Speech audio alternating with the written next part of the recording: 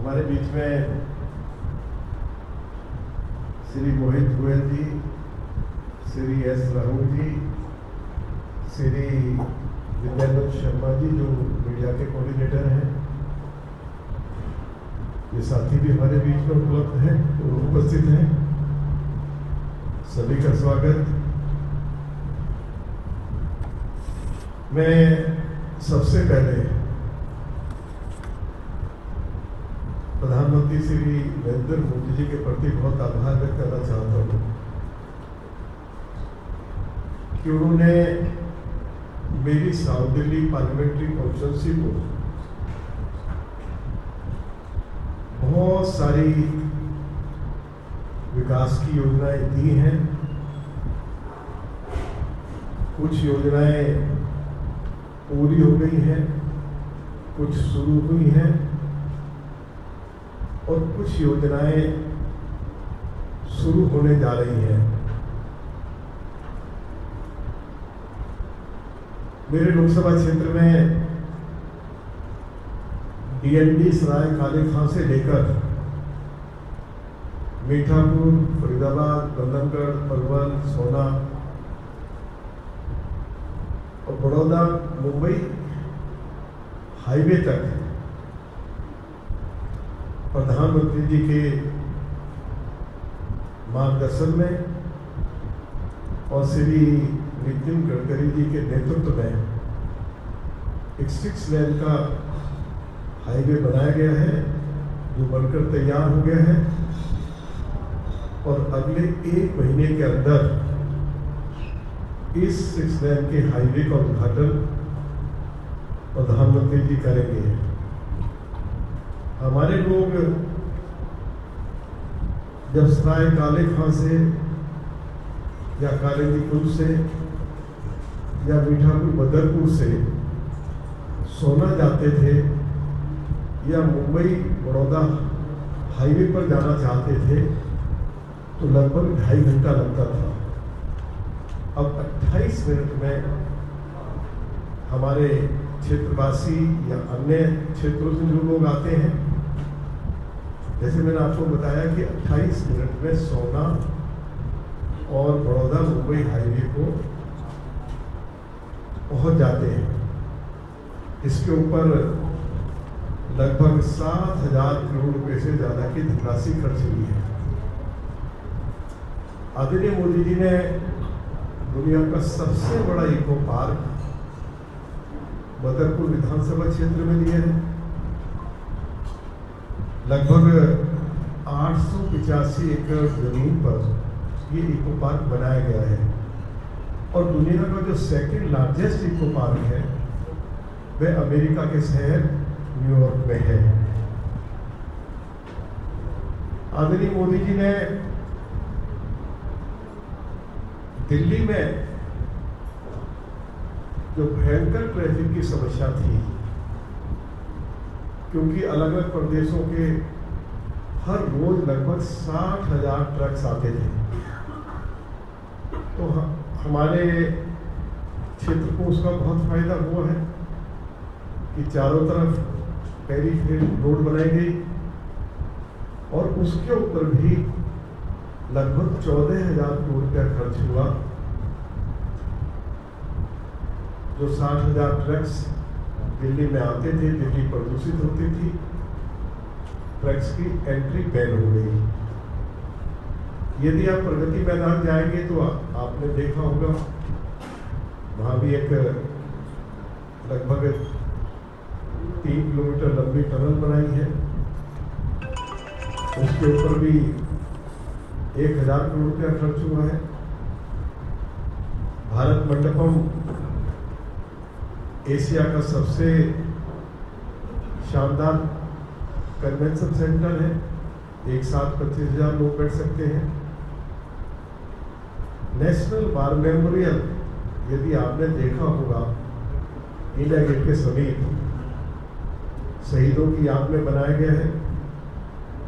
नेताजी सुभाष चंद्र बोस की प्रतिमा India gate के साथ ही स्थापित की गई है।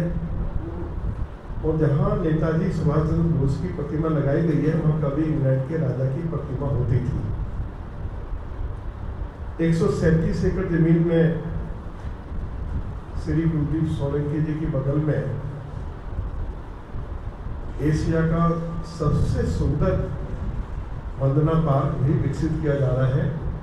वह बनकर लगभग तैयार हो गया है। प्रधानमंत्री जी अपने कमलों द्वारा उसका उद्घाटन करेंगे। दिल्ली पुलिस के पास कोई अच्छा पुलिस हेडक्वार्टर नहीं था। मोदी जी की सरकार ने 1000 करोड़ रुपए खर्च करके जयसिंह रोड पर पुलिस को एक शानदार हेडक्वार्टर भी दिया है, कर्तव्य पथ भी दिया है, देश को नई पार्लियामेंट भी दी है। और आपको ये जानकर खुशी होगी कि मैंने जैसे कहा कि केंद्र सरकार की साउथ दिल्ली के ऊपर विशेष कृपा रही है। लगभग 50,000 करोड़ रुपया साउथ दिल्ली की ट्रैफिक व्यवस्था को ठीक करने के लिए मोदी जी की सरकार ने उपलब्ध कराए हैं। INA से महिपालपुर, महिपालपुर से पालन तक एलिवेटेड रोड बनाया जा रहा है। Mehrauli Gurgaon road signal free किया जा रहा है। आश्रम से लेकर बदरपुर बॉर्डर तक मथुरा रोड सिग्नल फ्री किया जा रहा है। बदरपुर से या ये कहिए कि महरौली से बदरपुर रोड सिग्नल फ्री किया जा रहा है। और बसंतपुर से लेकर शिव मूर्ति तक लगभग 5.5 किलोमीटर लंबी अंडरग्राउंड टनल बनाई जा रही है। और इनके ऊपर लगभग 24,000 करोड़ रुपया खर्च किए जा रहे हैं।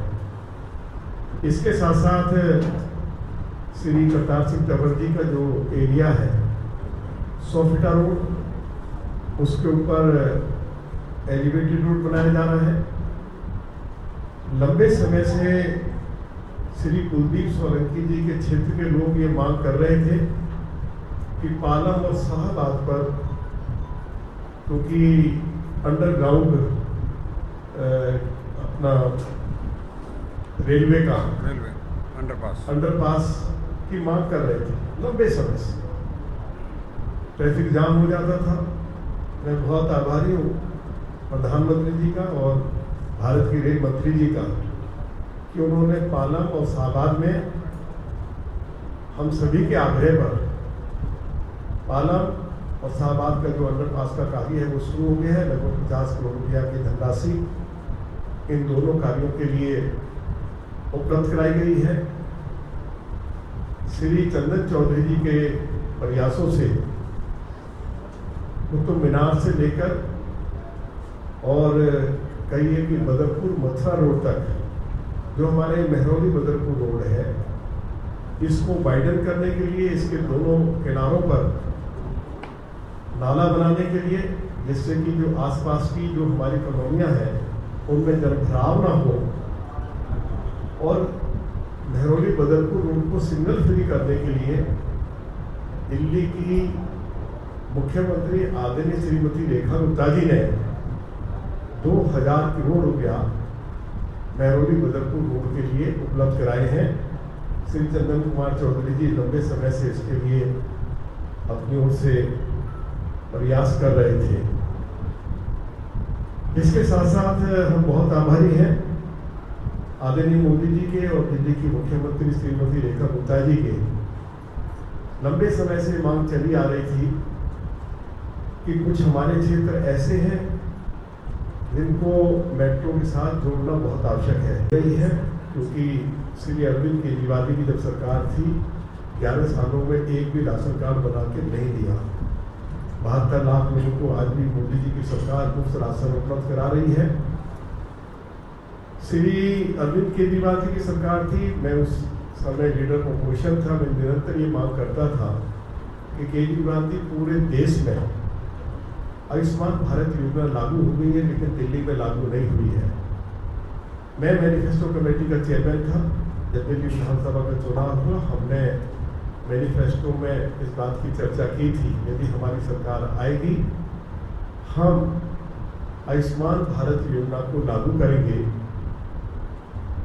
अन्य राज्यों में आयुष्मान भारत योजना जो लागू की गई है, यदि कोई व्यक्ति बीमार हो जाए तो 5 लाख रुपए की धनराशि उनकी बीमारी पर खर्च की जाती है, लेकिन दिल्ली में केंद्र सरकार और दिल्ली सरकार ने मिलकर इस धनराशि को 5 लाख से बढ़ाकर 10 लाख रुपया कर दिया।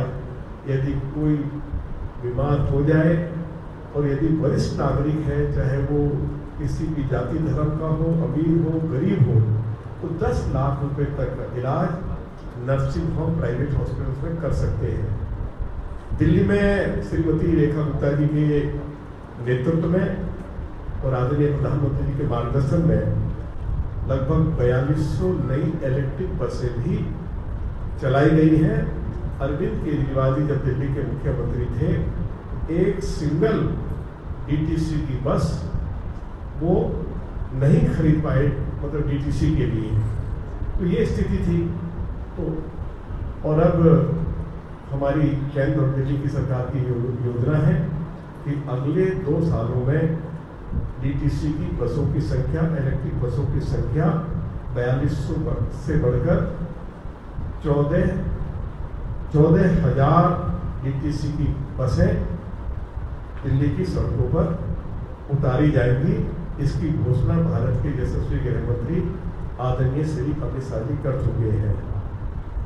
जो यमुना अरविंद केजरीवाल के समय में 3 गुना ज्यादा प्रदूषित हो गई थी, उसका प्रदूषण का स्तर कम हुआ है। विदेशों से भी मशीन मंगाई गई है और हमारी केंद्र सरकार ने यमुना की सफाई के लिए, यमुना को साबरमती की तर्ज पर विकसित करने के लिए अपना अभियान शुरू कर दिया है।